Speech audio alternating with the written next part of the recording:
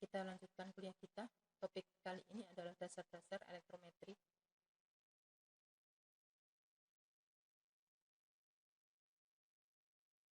Peletak dasar-dasar elektrokimia adalah Michael Faraday tahun 1791 sampai 1867.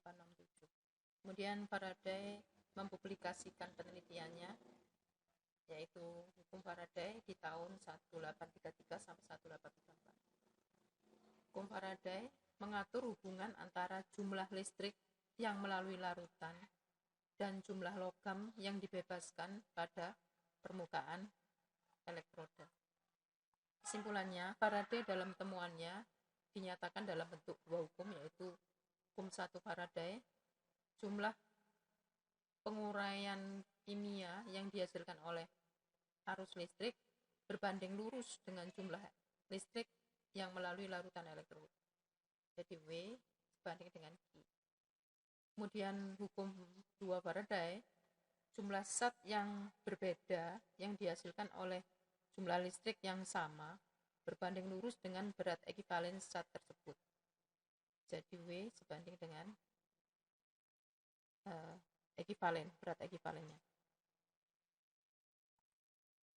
Dan hukum eksperimennya, ya, eksperimen hukum Faraday 1,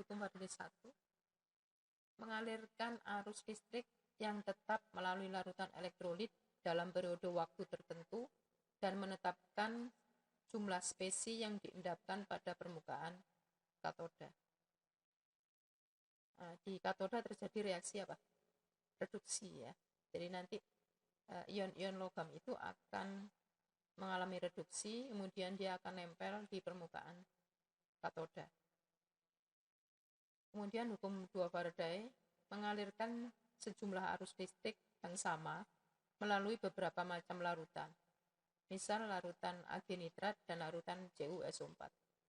Endapan yang dihasilkan pada katoda atau terjadi reaksi reduksi 4,028 gram Ag dan 1,186 gram Cu.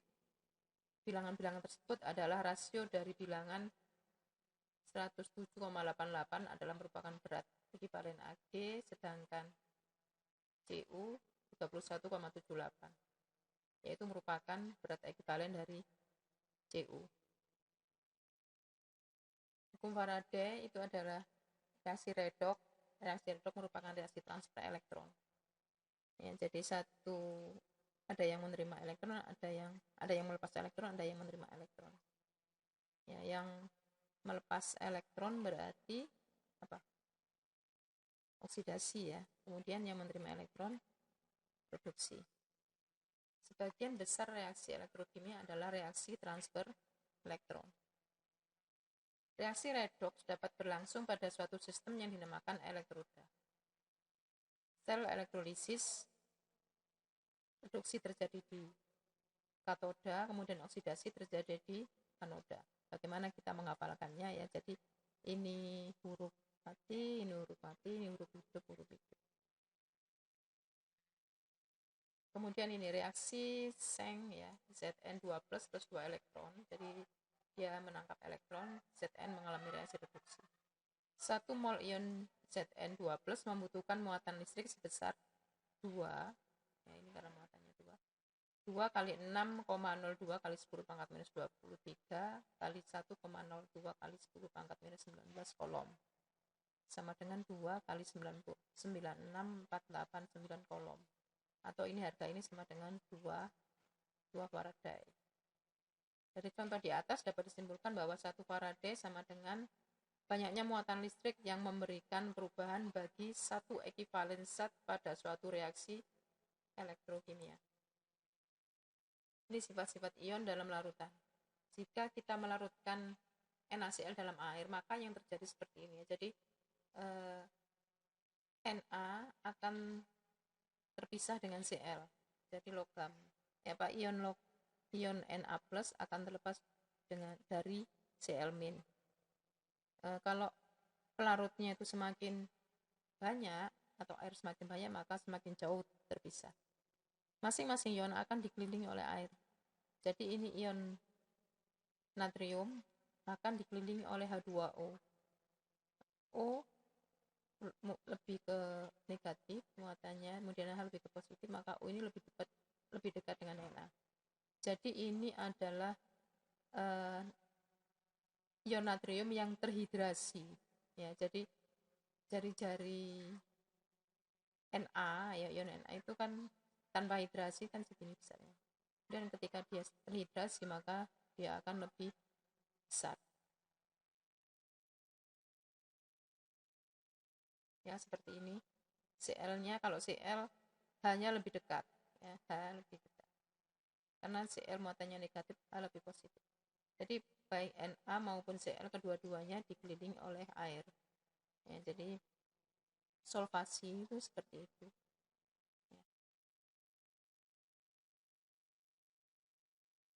Kemudian pengelompokan metode elektrokimia berdasarkan pada hubungan antara arus, potensial, komposisi larutan, dan konsentrasi larutan.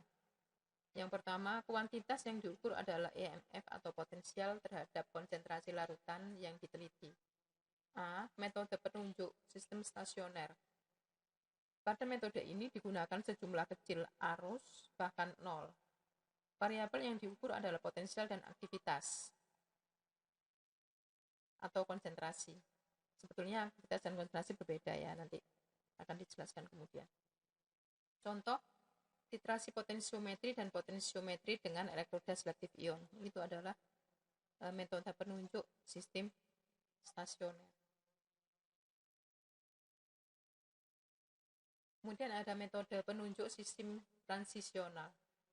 Pada metode ini diukur adalah hubungan EMF terhadap waktu pada arus tetap. Contoh kronopotensiometri, yaitu mengukur perubahan potensial elektroda kerja sebagai fungsi waktu sepanjang elektrolisis. Kemudian kuantitas yang diukur adalah berat endapan yang terbentuk.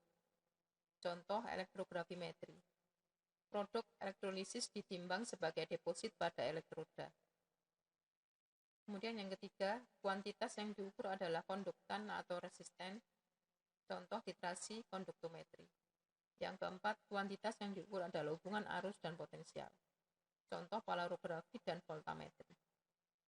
Kemudian yang kelima, kuantitas yang diukur adalah arus pada potensial tetap. Contoh amperometri. Terima kasih.